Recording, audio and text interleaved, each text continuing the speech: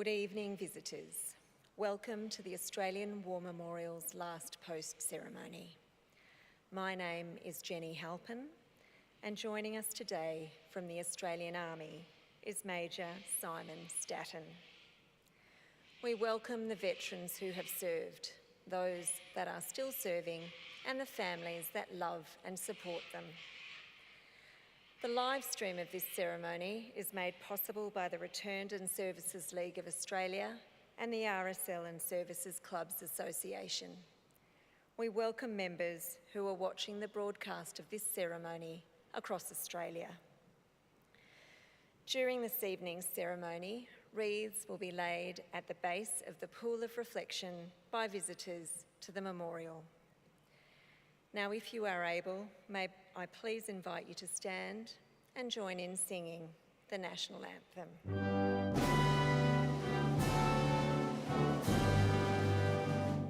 Australians, oh, let us rejoice, for we are one and free.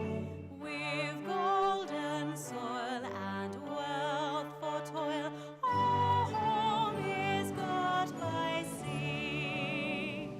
Our land abounds in nature's gifts of beauty, rich and rare.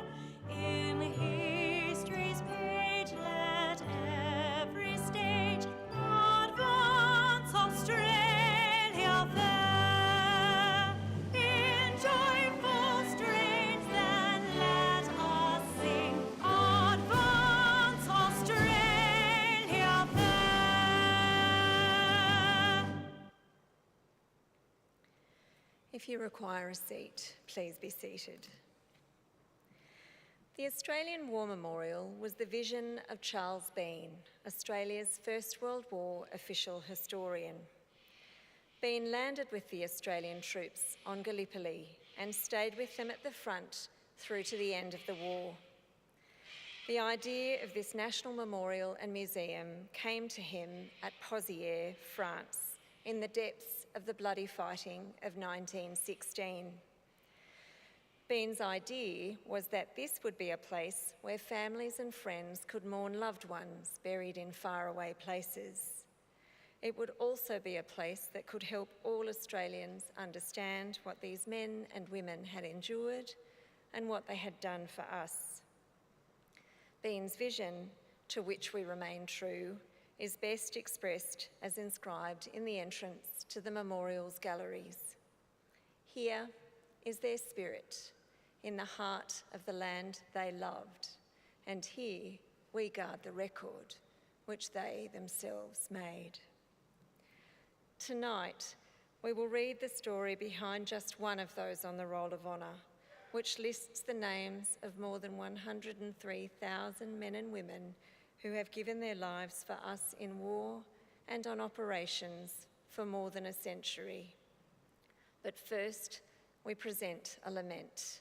Flowers of the forest, wreaths or floral tributes will now be laid at the base of the pool of reflection.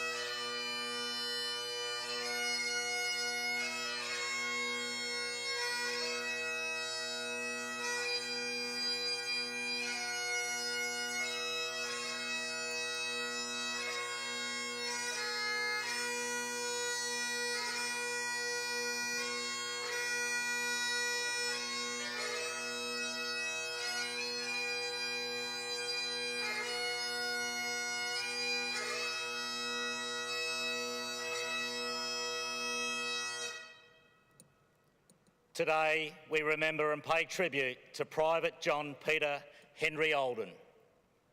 Known as Peter, Olden was born in 1868 in Ballarat, Victoria, the fourth of 8 children of Olaf Samuel Olden and Sophia Louisa Nike.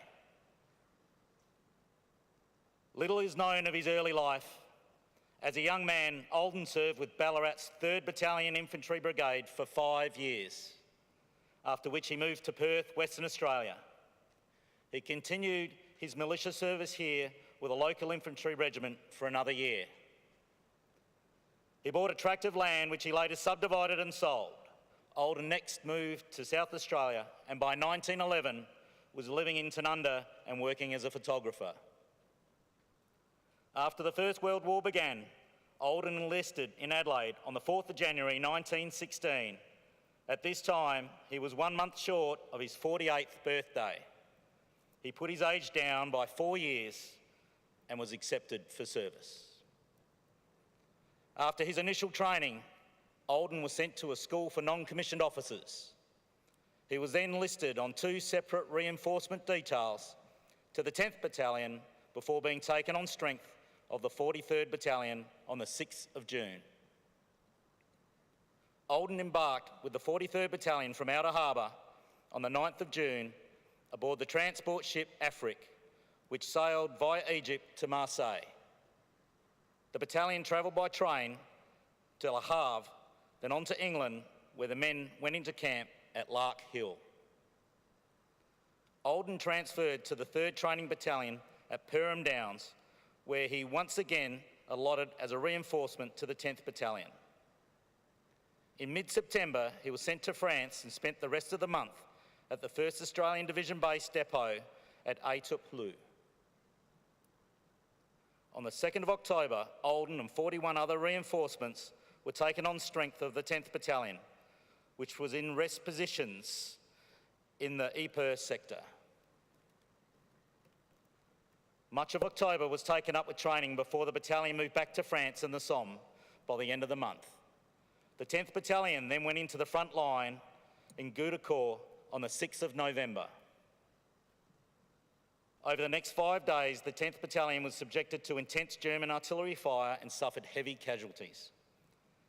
Making things even more miserable was the intense cold, which caused more men to be evacuated than by the shelling. Olden was one of them. He was evacuated by the 3rd Australian Field Ambulance to the Anzac Corps rest station near Albert to recover. Just before 1 a.m. on the 11th of November, a German aircraft attacked the brightly lit rest station and dropped 6 bombs, which killed 5 patients instantly and wounded 36 others. The 3rd Field Ambulance had 1 man killed and 4 seriously wounded. John Olden was one of the patients wounded by bomb fragments. His wounds were mortal and he died the same day. He was laid to rest in the Dernancourt Communal Cemetery Extension at Dernancourt. He was 48 years old. The epitaph on his headstone reads, "He lived and died for others." 2 of his brothers also served during the war. Olden's eldest brother, Lieutenant Colonel Olaf Olden, was involved as a troop transport officer during convoys to England. His youngest brother was Lieutenant Colonel Arthur Olden, DSO. He served with the 10th Light Horse on Gallipoli and throughout the Sinai-Palestine campaign. He became the first British officer to enter Damascus when the city was formally surrendered to him on the 1st of October 1918. Arthur returned to Australia in 1920. Private John Peter Henry Olden's name is listed on the Roll of Honour on my right, among almost 62,000 Australians who died while serving in the First World War. His photograph is displayed today beside the pool of reflection. This is but one of many stories of service and sacrifice told here at the Australian War Museum. We now remember Private John Peter Henry Olden, who gave his life for us, for our freedoms, and in the hope of a better world.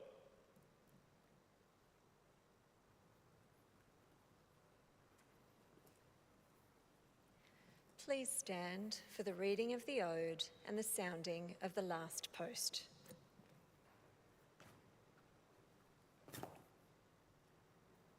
They shall grow not old, as we that are left grow old. Age shall not weary them, nor the years condemn. At the going down of the sun and in the morning, we will remember them. We will remember them.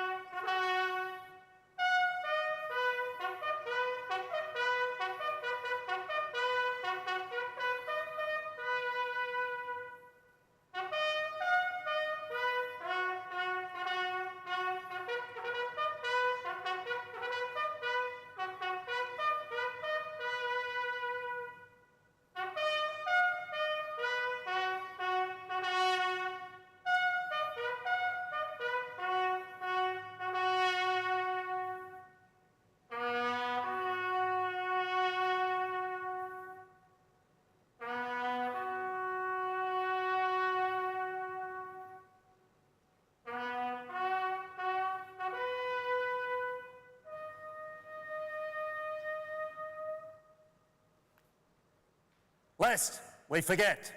Lest we forget.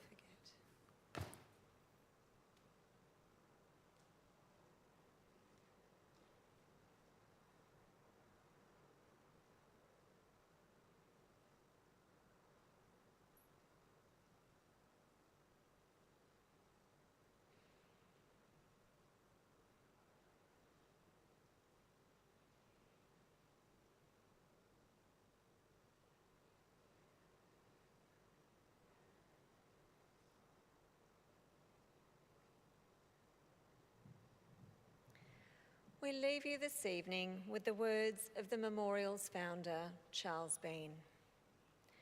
Many a man lying out there at Pozieres or in the low scrub at Gallipoli, with his poor, tired senses barely working through the fever of his brain, has thought in his last moments, well, it's over. But in Australia, they will be proud of this. Ladies and gentlemen, that concludes the last post ceremony.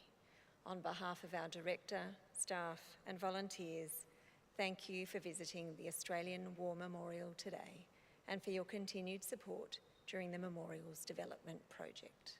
Thank you.